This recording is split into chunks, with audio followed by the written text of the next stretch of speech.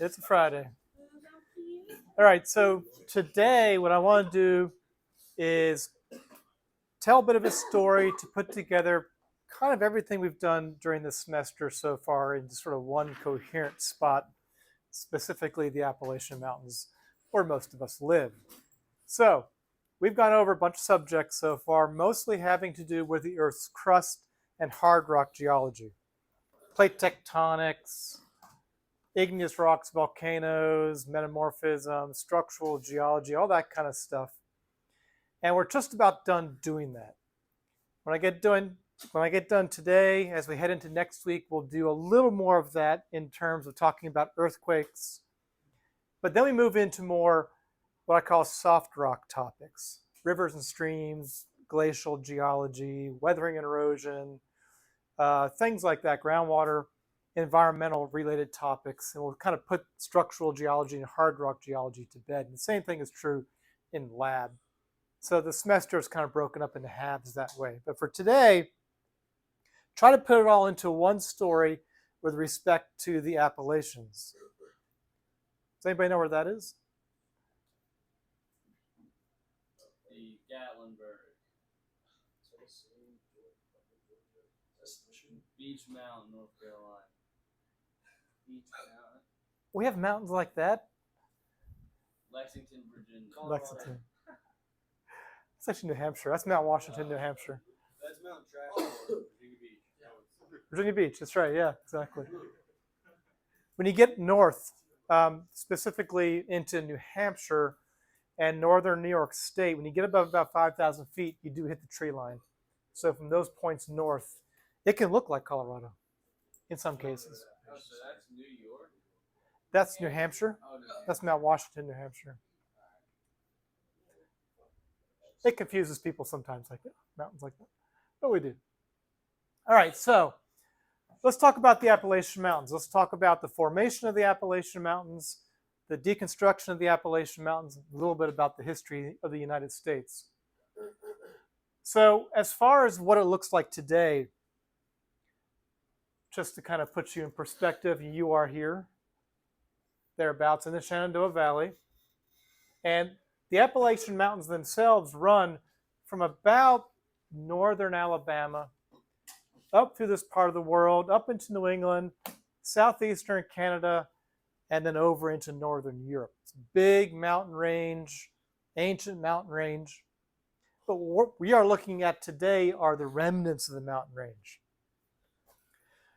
It's separated into different provinces. And I've kind of gone over this before, but I want to rehash it again. The coastal plain, which represent the sediments from the Appalachian Mountains weathering and eroding. The Piedmont region, which is sort of the hilly, wavy region between the coastal plain and the Blue Ridge. The Blue Ridge itself, which is sort of a crystalline basement part of rock, mostly granite sticking up. The Shenandoah Valley, and then the Valley and Ridge province behind that, which are all the spaghetti noodle shaped ridges in through here. And then beyond that is an area called the Appalachian Plateau, which is eastern Kentucky, part of West Virginia, Ohio, this region in through here, which is largely unaltered sedimentary rock. So keeping those in mind, let's talk about the construction of the mountain range and go back in time a little bit. Now, to do that, you sort of have to reorient yourself visually. So if you go back in time about 480 million years, right up through here, MA is short for millions of years. So at 400 million years ago, this is a kind of a reconstruction of what the Earth looks like from the South Pole here looking north. This term here, Laurentia, that's basically North America. Iapetus Ocean, another word for that will be the Proto-Atlantic Ocean. And Gondwana, this is Europe and Africa over here. As you can sort of see, it looks similar to what you see in today's world. You've got Proto-North America, Proto-Atlantic, and Proto-Europe and Africa, but it's farther to the south because the continents are not fixed in space. They move around like ice on a pond, and in this case, the Atlantic Ocean, the Proto-Atlantic Ocean, was kind of farther to the south and oriented more east-west, as opposed to where it is today in a north-south orientation.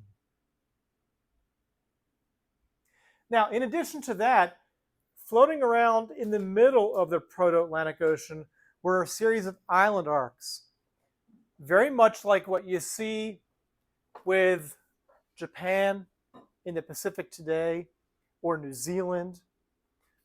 These weren't as big as continents, but they were sizable land masses floating around in the Iapetus Ocean.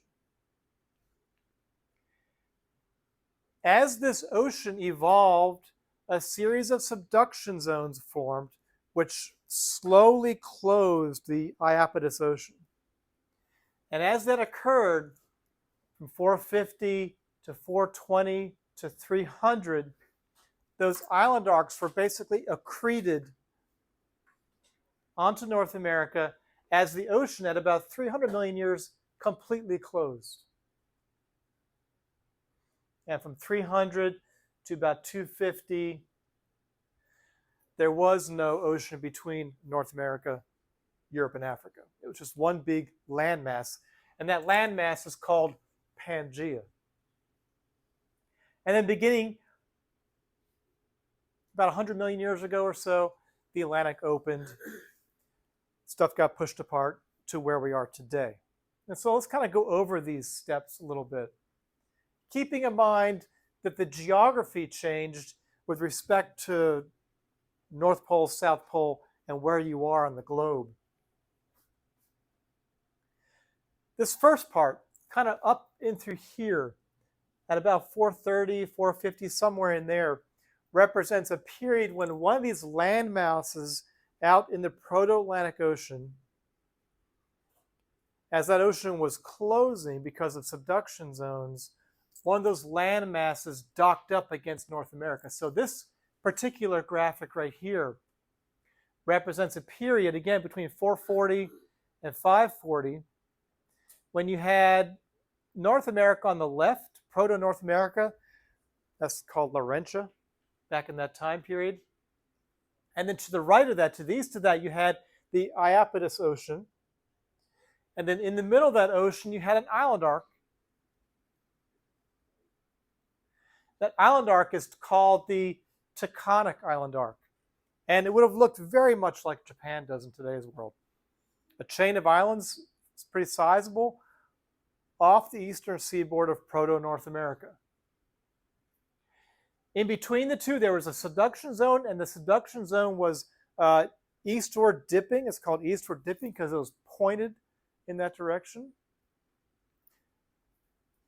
It generated a line of volcanoes, like the Japanese islands. It's very active, lots of volcanic rocks. In between that island arc and North America, you had a kind of a shallow sea that existed. And this is very similar to what you see up here in the Sea of Japan, between Japan and the Chinese and mainland and Korea.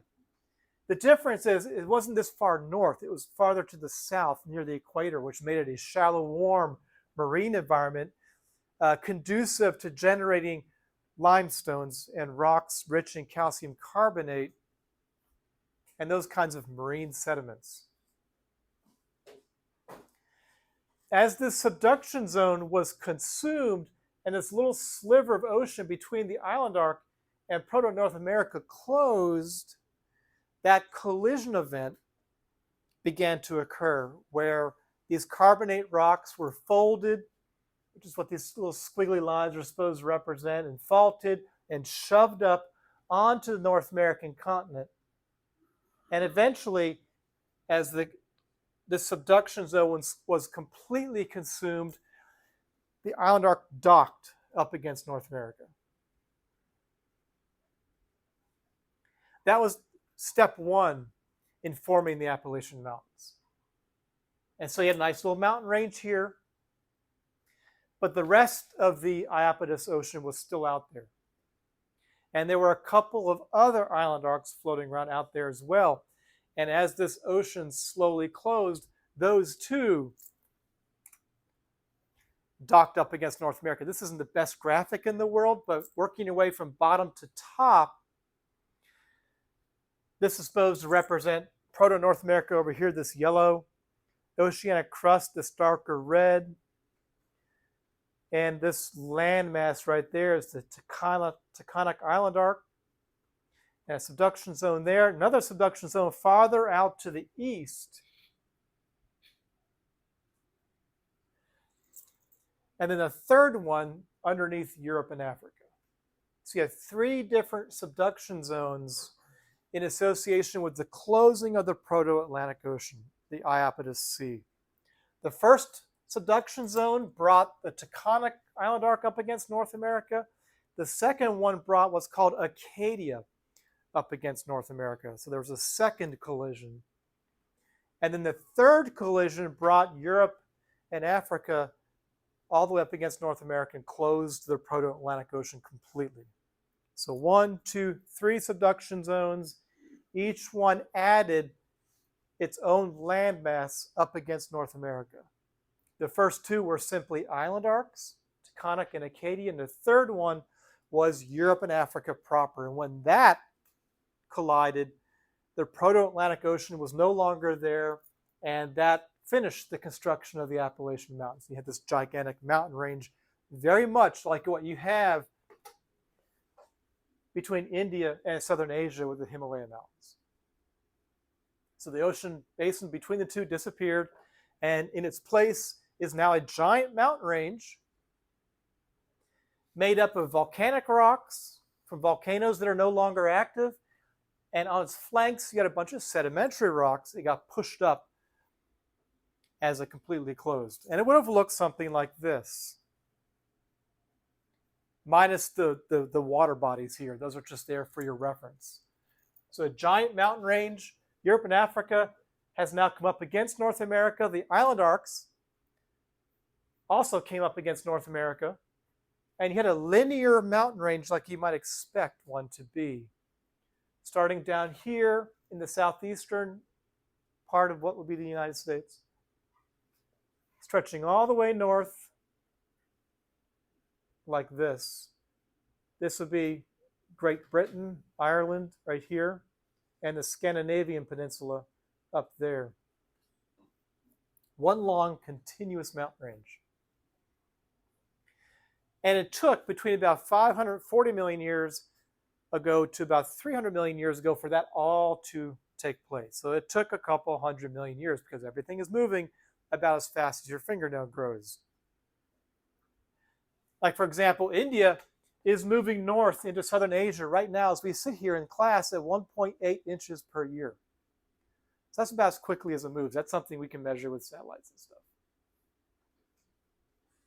So it's not like it doesn't happen. It just happens really slowly, but it's measurable. The same thing is true here. It took a couple 100 million years to close an ocean basin that was about 3,000 miles across. And the math adds up pretty well when you do it. So we're going to end up as a PGA again? Right, so now we have this big, wide ocean basin. And yeah, it's about as big as it gets. So at some point, this has widened to about as wide as it can get. This is being consumed. So at some point, it'll reverse itself. Yeah. But now whether you end up with a big supercontinent in the future is anybody's guess. So is like the water going to go off the land, or is it just going to No, the water just moves around in response to it. Yeah.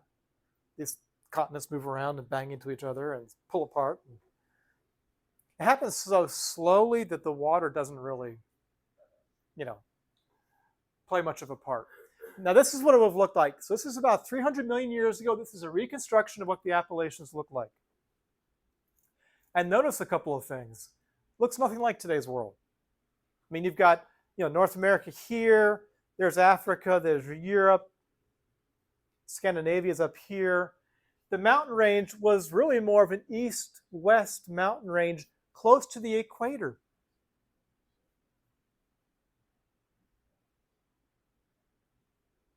And on the right-hand side is what the other side of the world would look like. But for the Appalachians, one big, long mountain range, tall, Himalaya-style mountain range, but more east-west oriented and down closer to the equator.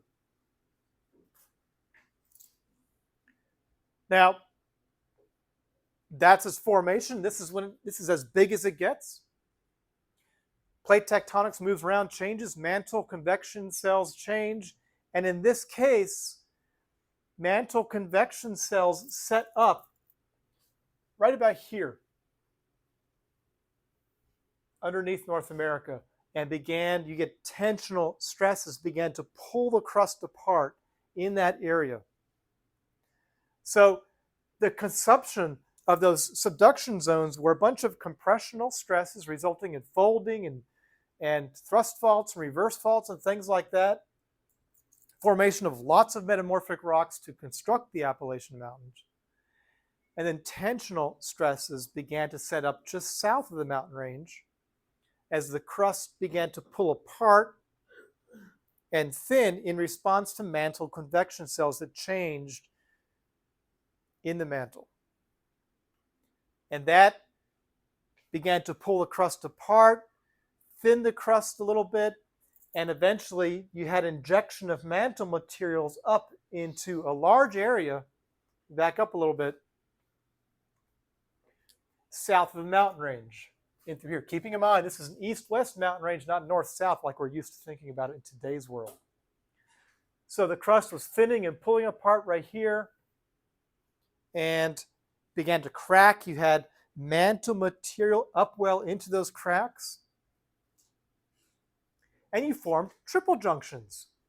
Because when you spread the crust apart and you begin to form a rift valley, like we talked about a long time ago, you get these triple points that set up all along that rift zone first, like stars in a windshield. So you had a triple junction form, like for example, here and here and here and here and here and here and here and here, all along the southern part of the mountain range as the crust pulled apart and began to crack. It's a triple junction because the cracking initially begins along three separate valleys. But as it widens over time, one of those valleys has to fail. I know we've talked about this before. And those failed rift valleys are called allocogens. So as the triple points form and begin to spread, they do so in three separate valleys, one of which fails as they begin to link up to form one long linear rift valley. Kind of like this, again, typical rift valley, where it's widening to the point that you get injection of mantle material to form basaltic rock. A rift valley opens up, it's very volcanically active, but these types of volcanoes, because they consist of basaltic magma, are not super explosive in that respect. So we had rift valleys begin to widen and link up over time.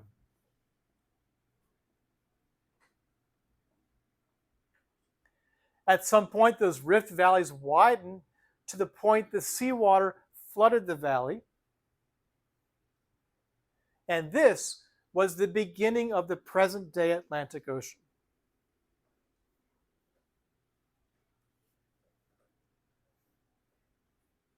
The breakup of Pangaea, formation of a long linear rift valley as Europe and Africa moved away from North America, seawater floods the basin.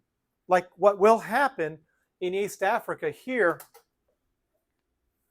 probably in another few 100,000 years, maybe something like that, this whole area will flood with seawater because it's moving apart. It'll intersect the sea at one spot or another, and that'll fill the valley very quickly. It'll be a very cool event to witness, to form a new sea. That happened here with the Red Sea not too long ago. This was a dry valley, the Red Sea was, not too long ago, just a couple 100,000 years ago, but it widened to the point that it pierced the Indian Ocean or the Med, and it flooded the valley very quickly, and it continues to widen. It'd be a very cool event to witness. And so when it widened, it did so kind of like this. It cracked along this long linear rift valley between the continents as we recognize them today and began to pull apart.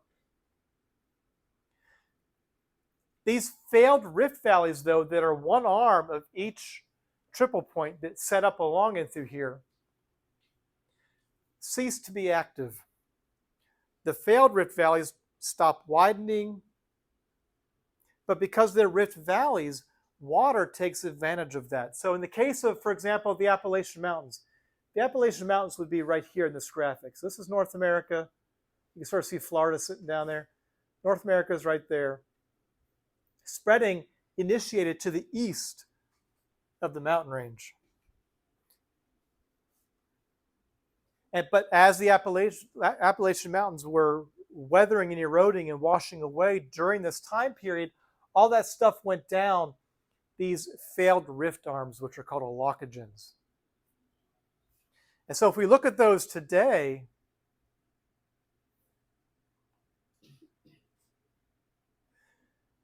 this is what they look like.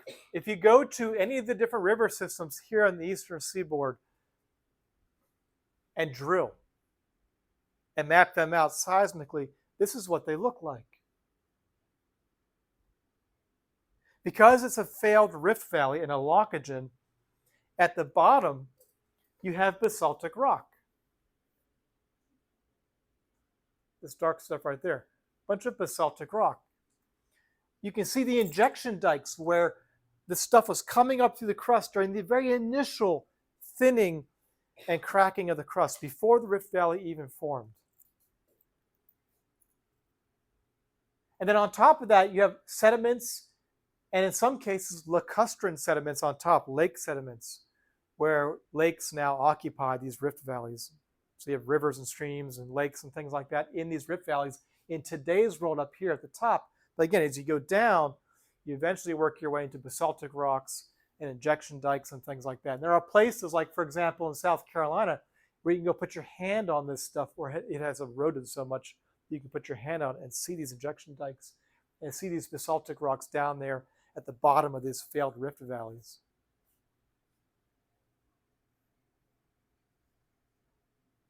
So eventually these rift valleys widen to the point that you get this long linear sea like this with volcanic rocks on either side. It's a little bit like that. This continues to widen an inch, 2 inches a year, something like that. And it goes from a linear sea like this with no subduction zone on either side to a mature mid-oceanic ridge like we have today. It's taken a couple 100 million years for that initial rifting to occur and pull apart and widen to the point that we now have a large ocean basin with a mature mid-oceanic ridge in the middle. No subduction zones, but it continues to widen. We continue to get farther and farther apart from Europe and Africa today. Mantle convection cells are still there, injecting basaltic stuff into the main rift. In the meantime, the Appalachian Mountains over here, over the last couple 100 million years or so, have been weathering and eroding and washing away. This weathering and erosion process happens really quickly. It doesn't take long to wash a 30,000 foot mountain range down to a 6,000 foot mountain range, which is where we are today.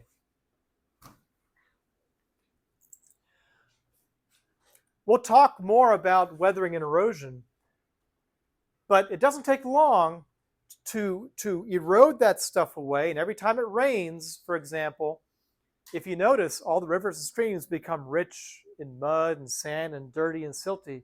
Every time it rains, you wash stuff off the sides of the hills, into the rivers and streams, and that stuff cruises on out and is deposited on our continental shelf.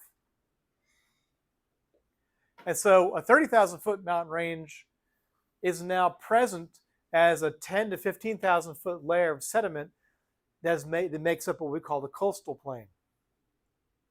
And this process continues as we wear away the Appalachian Mountains. So maybe in another 10 million years, the Appalachian Mountains will no longer be here. They'll be flat, and this shelf will be a little bit thicker in response. And the shelf will be the evidence of this giant mountain range, of what it used to be. So over time, this is about what it looks like. So we've taken this mountain range that was much farther to the south near the equator and more east-west oriented. And as we broke it apart and moved the continents apart and formed the Appalachian Basin as we see it, they've been pulling apart, but they've also been rotating to the north. And now North America is not down near the equator. It was kind of down here farther. It's been rotating north and west as this ocean basin has opened. So the ocean basins are not static. They move around a bit geographically over time.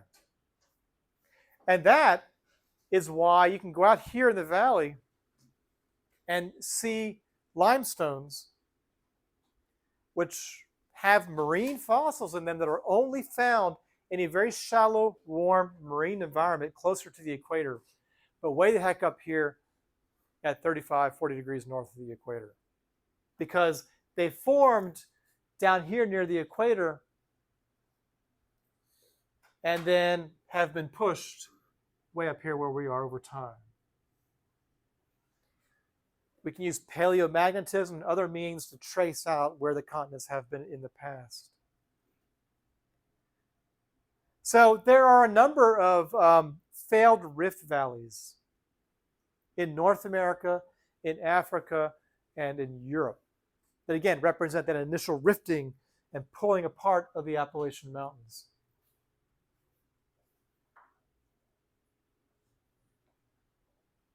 If I zoom into North America, for example, some of the major ones in through here. This is a little bit of a confusing graphic, but basically every single major drainage goes down one of these. Behind them, you have thrust faults that represent the pushing up of the sediments during the formation of the Appalachian Mountains. So you have structural geology related to the formation of the Appalachian Mountains, then more structural geology relating to the pulling apart and forming of the ocean basin, kind of sitting next to each other. It's dead tectonically, as opposed to, for example, India moving up into southern Asia, forming the Himalaya Mountains at 1.8 inches a year. The 2015 earthquake that occurred here, that killed 9,000 people, 7.8 on the Richter scale, because you're pushing India up into southern Asia along fault zones that are known. There's actually a movie on Netflix called Aftershock. It's not really a movie, it's more of a documentary. Really good.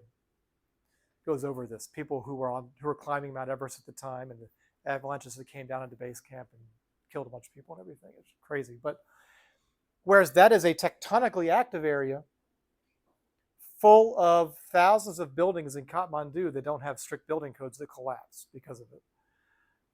We live in an area that's not really tectonically active, but it used to be. And sometimes you get a little bit of settling. Yeah. Did it ever like pick up again? No, it's not going to pick up again. But I'll put one caveat on that in a minute. Well, I mean, basically what's going to happen is the Atlantic Ocean, the basaltic rocks that make up that oceanic crust are as old as they're going to get. They are at a point now where the density is high enough that they are going to begin to sink back down into the mantle. And that has begun to happen. It happens in the Caribbean Sea right there and the South Sandwich Islands out there. Those are two spots where subduction has begun. And that will occur all up and through here. Those subduction zones will spread over time, and you will begin to consume oceanic crust here and form all the stuff that goes with that. But many years in the future, many millions of years in the future. Wouldn't that also cause this little area to become activity? That will become this area, yeah. So if a subduction zone were to form off the coast here, you'll have an island, volcanoes pop up and all that. And that will probably happen in the next 10 or 20 million years, something like that. So don't hold your breath. But, beachfront property, that sort of thing. But even though this is not a tectonically active area, there are residual earthquakes along those thrust faults and along those allocogens where spreading occurred, where you get a little bit of settling. And those can be relatively strong. So, for example, the 1906 earthquake in Charleston. There are earthquakes in North Carolina every year, down near Sparta, as a result of this stuff. There are earthquakes up and down the Shenandoah Valley, up and down the Champlain Valley in New York and stuff like that. There are relatively common earthquakes. Most of them you don't hear about because they're 2 or 3 on the Richter scale, and maybe you feel a little bit of shaking if you're close to it. We had an earthquake 5 on the Richter scale in Mineral a couple of years back. Some of you might remember that. That did do some damage, and we were this close, and I do mean this close. If it was a little bit stronger, the Washington Monument would have come down, and some of the buildings in D.C. would have come down. It was literally this close. That is not because it was a strong earthquake, but because we live in an area where building codes are relatively lax compared to someplace like in San Francisco or LA, where it's very strict because they have earthquakes all the time. Here, they're a little more lax, and the buildings are much older. Think about Brooklyn or Queens or places like that. If you've ever been to New York, all the brick buildings stacked up that were built many, many years ago with no building codes at all. It wouldn't take much to pancake those.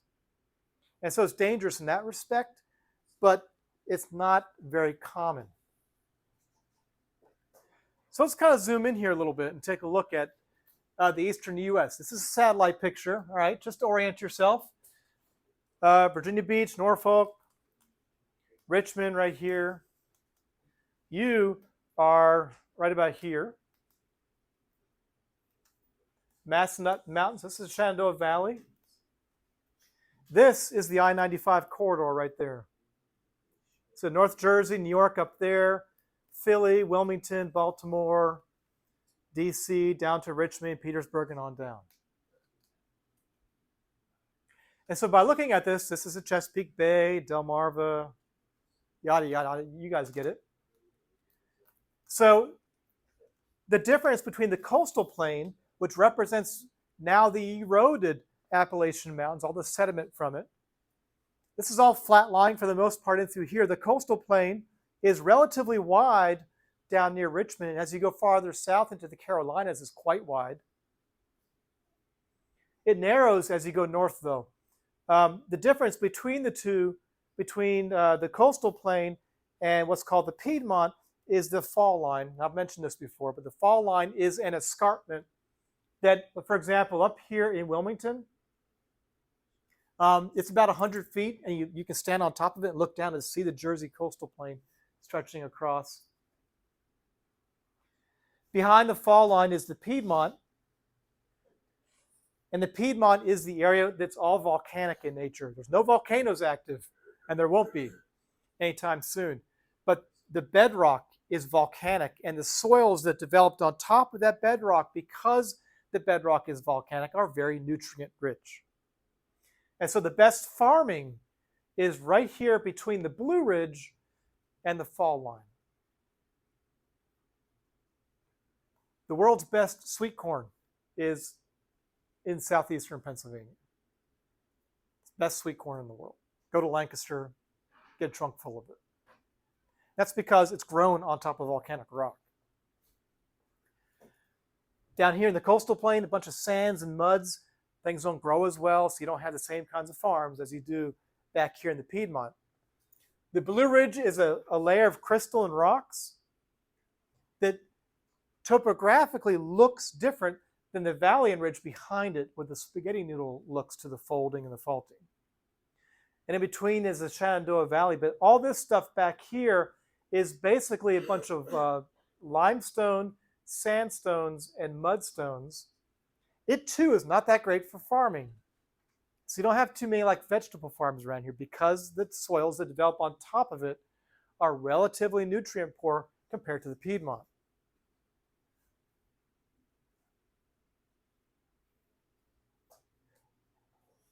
And so if you notice the fall line, it might be difficult to see here. It extends from like Macon, Georgia, through Augusta, Columbia, South Carolina, Florence, Raleigh, Durham, Petersburg, Richmond, DC, Baltimore, Wilmington, Philly, all the way up to New York City. Get the smooth stuff right here. That's all coastal plain sediments all the way down through Florida.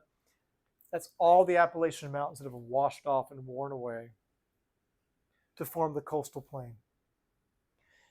The fall line, I know I've mentioned this before, the fall line is an escarpment between the coastal plain and the Piedmont. It is the first place on the rivers where you hit rapids. And that is also where most of the major cities are on the eastern seaboard, especially things like state capitals. Raleigh, Durham, Macon, Columbia, Richmond, DC. They are on the fall line because that was the first set of rapids in the rivers. And especially with respect to European settlers, all the supply ships coming over from Europe would come over, and rather than dropping their loads on the beach, like we might do in today's world, they came inland as far as they could go and dropped their loads at the first major set of rapids. These ships weren't very big, and they could do that because people farmed on the Piedmont. That was the best farming. And people weren't as stupid as we are today to live on the beach anyhow. Even Native Americans didn't live on the beach even, so, you know. People farmed back in the Piedmont. These ships would come up these rivers and streams and drop their loads at the first set of rapids. And so you had trading posts developed there, and cities like Macon and Columbia and Washington, D.C. developed right at the first set of rapids and now have turned into larger cities. It didn't make any sense to drop your load 200 years ago, 150 years ago, here anyhow, because there were no roads. How do you get something from Myrtle Beach to the farms back on the Piedmont back then? Horse and carriage, you know? No, you brought the ships up to the first set of rapids and then you dropped it and used the horse and carriage. So it was much easier to do that because the rivers and streams back then were the roads. That's why around here, for example, the Maury River, the James River have those locks that you can go walk through. So that's what they did. They dropped their load in Richmond and they brought them up the rivers and streams all the way as far as they could. And they used locks to get up them because there weren't any roads. A little bit farther north, let's go up into New England. Point out a few things. Here's New York State, right there, Vermont, New Hampshire, Maine, Massachusetts, Connecticut, Rhode Island, Long Island, North Jersey. Vermont represents the tectonic orogeny, that sliver of island arc that docked up against North America first, up against New York State, which is part of proto-North America called Laurentia. So here's the first island arc. The second island arc, which is right here on the other side of the Connecticut River, is the Acadian island arc. And then there's a little sliver right over here of what actually used to be North Africa and Northern Europe. So you have three separate events right here in New England, all pushed up against proto-North America. And so if you age date the rocks, if you're in the Adirondacks here, the rocks are 1.2 billion years old, but then you drop over Lake Champlain into Vermont, and the rocks are literally half as young, so 600 million years old. There's a spot in Vermont called Lone Rock Point, this guy right here, which is right on the shores of Lake Champlain near Burlington. Looks like this. It's a cool spot because in the winter you can go out onto the ice and walk out there, or drive out there, whatever. And you can put your finger on this suture, the Appalachian Mountains suture. It's really the only place you can do this. Where the rocks below are 1.2 billion years old and represent Proto-North America. The rocks above it are 600 million years old and represent those spaghetti noodle sedimentary rocks that are pushed up onto Proto-North America during the very first closure of the Appalachian Basin, where the tectonic island arc pushed up onto North America. So is that close to Burlington? Yeah, it's real close to Burlington. Yeah. In fact, it is just kind of part of Burlington. Yep. I think there's cool jump here. Burlington is seriously one of the coolest places anywhere. I mean, I go to Champlain. yeah, I lived up there for a while. You know, Lake Champlain, skiing, sailing. Very few places you can, you know, do all that. And Ben and Jerry's. But this is one of the few places where you can literally put your hand on the suture of the Appalachian Mountains. From the sedimentary rocks that were pushed up during the initial closure to Proto-North America that existed before. You can put your hand right on there, especially in the winter when you can walk out onto the ice. So kind of putting it all together,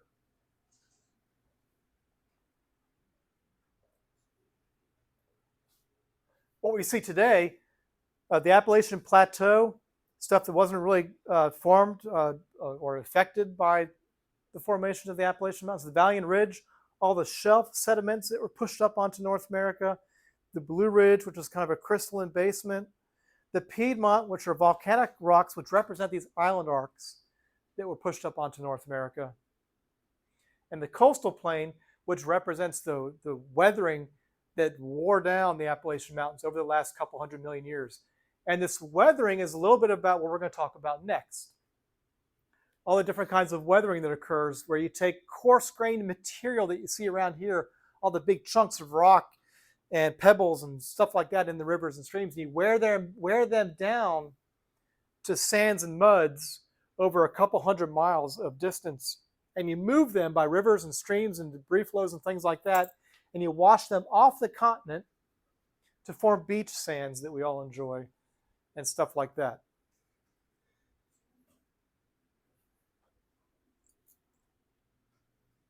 So that'd be the next kind of thing we talk about.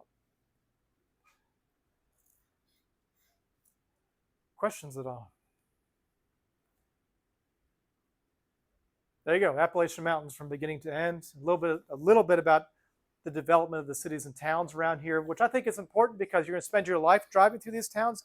You may as well know why they are where they are. So, all right, have a good weekend.